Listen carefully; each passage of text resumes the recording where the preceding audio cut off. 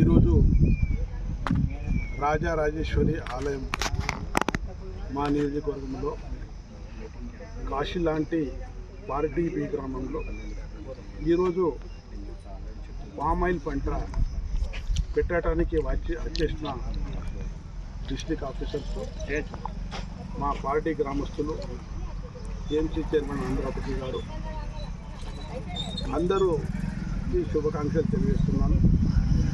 ఎందుకంటే ఈ పంట ఎట్లంటే దొంగలు తీసుకపోరు, మన మాలకి ఈడడు.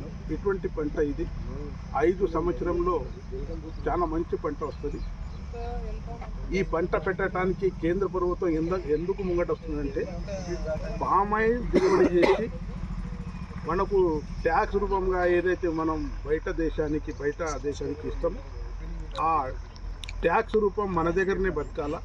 మన దగ్గర రైతాంగాన్ని 95% రైతాంగాన్ని ఉన్నారు, వాళ్ళకు కూడా బెనిఫిట్ కావాలని కేంద్ర ప్రభుత్వం దీనికి చాలా సబ్సిడీ ప్రకారం అన్ని విధాలుగా ప్రోత్సహిస్తున్నది. అదేవిధంగా ప్రతి జిల్లాలో మన ఇక్కడ ఇండస్ట్రీ కూడా పెట్టడం జరిగింది. 10,000 చెట్లు గిట్ట ఉంటే ఒక ఇండస్ట్రీ ఆ ఏరియాలో పెట్టడానికి అందరు సిద్ధమవుతారు. ఈరోజు మన ముదోల్ నియోజకవర్గంలో దాదాపు 3,000 పైన ఎకరాల పంట పెట్టడం జరిగింది. వచ్చే 2 సంవత్సరాల లోపట్ల ఖచ్చితంగా మనం అందరూ ప్రోత్సహించి 10,000 చెట్లు గిట్ట నాటే మన ఫ్యాక్టరీ మన ఏరియాలో వస్తుంది, మన దగ్గరనే దీన్ని మన ఆయిల్ ఫామ్ అవుతుంది అని అందరికీ ఏదైతే చెట్టు ఉంది ఆ చెట్టు ఆయిల్ కాక సబ్బు అనుకోండి, అన్ని రకాలుగా బాయిలర్కు ఇటుక అనుకోండి, అన్ని ఈ ఆయిల్ చెట్టది దానికి మనం అమ్మచ్చు.